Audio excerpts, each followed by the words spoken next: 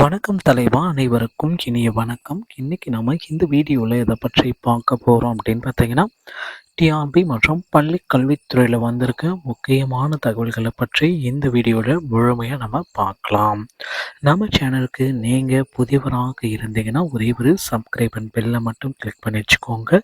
நம்ம சேனலில் வர அப்டேட்ஸ் எல்லாமே மிஸ் பண்ணாமல் இருக்க இது மிகவும் அவசியம்.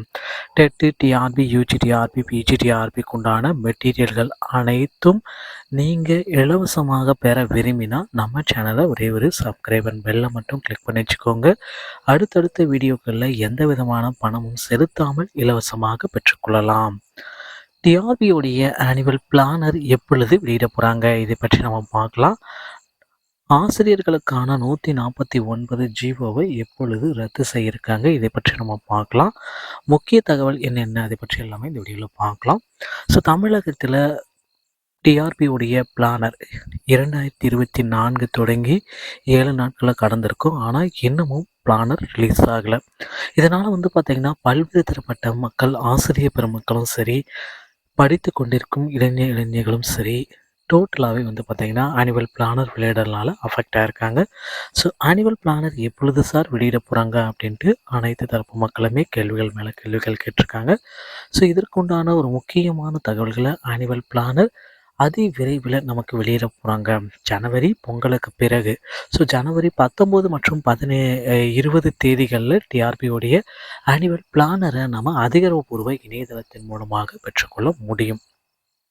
ஸோ ஆல்ரெடி பார்த்திங்கன்னா டெட் தேர்வர்களுக்கு 2013 பேட்சுக்கு பணி நியமனம் வழங்குங்க அப்படின்ட்டு பல்வேறு தரப்பட்ட ஆசிரியர்கள் எல்லாருமே, ஆசிரியர் சங்கங்கள் எல்லாமே கோரிக்கை வச்சுருக்காங்க. 2013 பேட்சுக்கு 50% பார்த்திங்கன்னா சீனியாரிட்டி முன்னுரிமையும், மீதி 50% தேர்வு நடத்தியும் அவங்களுக்கு பணி ஆணைகள் வழங்கலாம் அப்படின்ட்டு யோசனைகள் பண்ணிகிட்ருக்காங்க. இதற்குண்டான தீர்ப்பு விரைவில் எதிர்பார்க்கலாங்க. ஆசிரியர் காலி பணியிடங்களை முழுமையாக நிரப்பப்பட வேண்டும் என்று வலியுறுத்தியிருக்காங்க. பாமக நிறுவனர் ராமதாஸ் வெளியிட்டுள்ள அறிக்கையில், தமிழ்நாட்டில் உள்ள அரசு மற்றும் உள்ளாட்சி அமைப்புகளின் பள்ளிகளில் 8643 இடைநிலை ஆசிரியர் பணியிடங்கள் காலியாக உள்ளன. 8400 மட்டும் இல்லைங்க, 1,00,000 ஆசிரியர் பணியிடங்கள் இருக்குது. அதில் தற்காலிக ஆசிரியரை நியமிச்சிருக்காங்க, பகுதி நேர ஆசிரியர்களை நியமிச்சிருக்காங்க.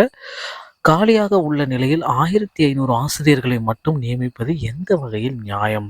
ஸோ ஒரு 1500 பேர் மட்டுமே எடுக்கிறீங்க, அதுலேயும் 1000 பேர் ஆல்ரெடி இருக்கிற வேக்கன்சிஸு, 500 வேக்கன்சிஸ் கூடுதலாக கொடுத்துருக்கீங்க. இது அரசு பள்ளிகளை எப்படி முன்னேற்றும்?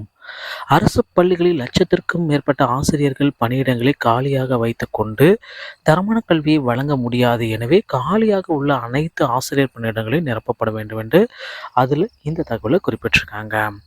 மக்களை டிஆர்பி மற்றும் பள்ளி கல்வித்துறை சொந்தமான செய்திகள் அனைத்தையும் நீங்கள் உடனுக்குடன் பெற நம்ம சேனலோட இணைந்திருங்கள். அடுத்த வீடியோவில் இன்னொரு செய்தியோடு உங்களை சந்திக்கிறேன். நன்றி, வணக்கம்.